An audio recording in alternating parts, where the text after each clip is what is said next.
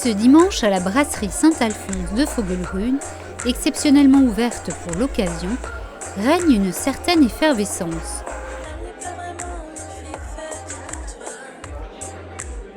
Le frère du brasseur, Christian Albardier, présente son livre aux habitants de Fogelgrün et à ceux des villages voisins.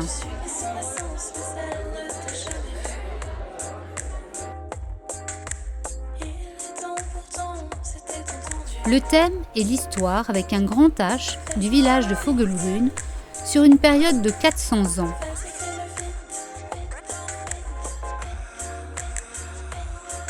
Nous avons demandé à Christian Albardier quelle était sa motivation pour écrire ce livre.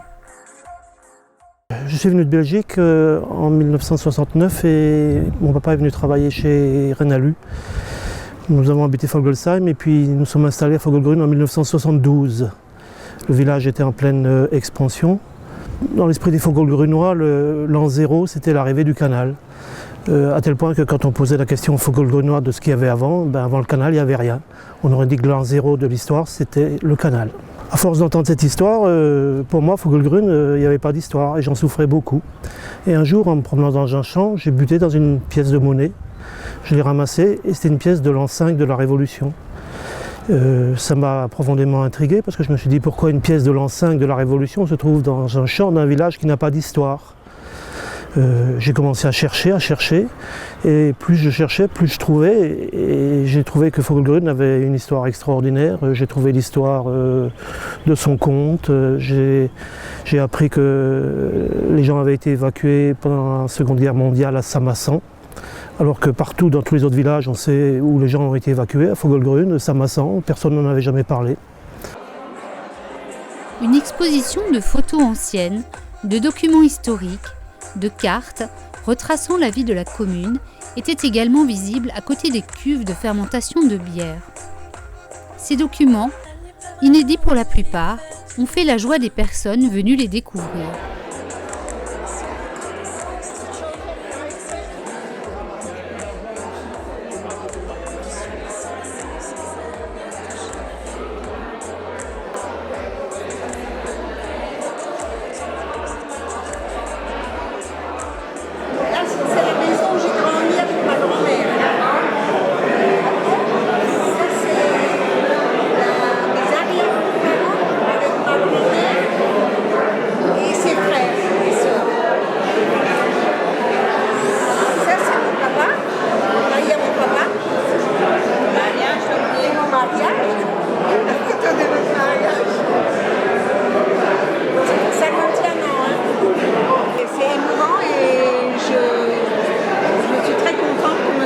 Il a fait ça, parce que c'est vrai que personne n'y a pensé avant.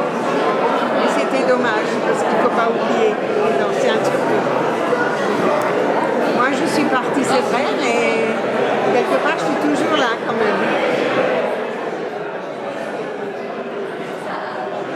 même. J'ai commencé à parler aux anciens aussi, les anciens avaient soif de donner.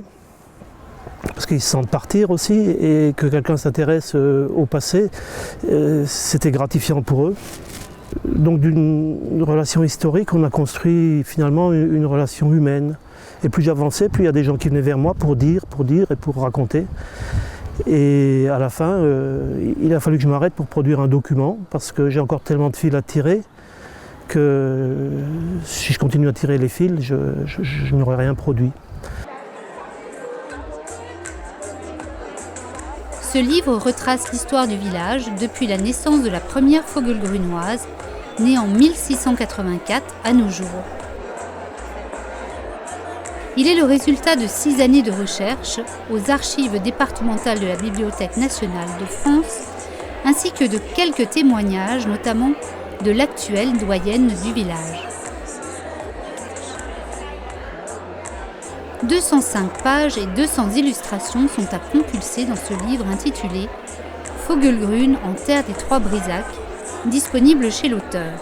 En réalité, toute l'histoire de notre territoire, c'est l'histoire de la convoitée Brisac. Tout ce qui s'est passé ici, c'est parce que Brisac a été convoité, fortifié, défortifié. envahis, bombardés. Tous les villages qu'il y a du côté français, on va dire ça comme ça, ont subi et ont été entraînés dans l'histoire de Brisac. Alors forcément, quand on fait le siège de Brisac, on rase Vogelgrün, mais on rase aussi Vogelsheim, on rase aussi Biesheim. Donc l'histoire est la même. Donc une fois de plus, on voit que tout est lié.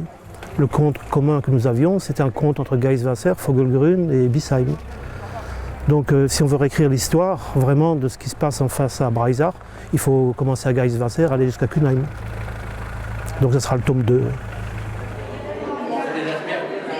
Évidemment, le retour humain est extraordinaire et c'est le moteur pour faire la suite, c'est sûr. Nous sommes donc tous très impatients de lire le 2e tome.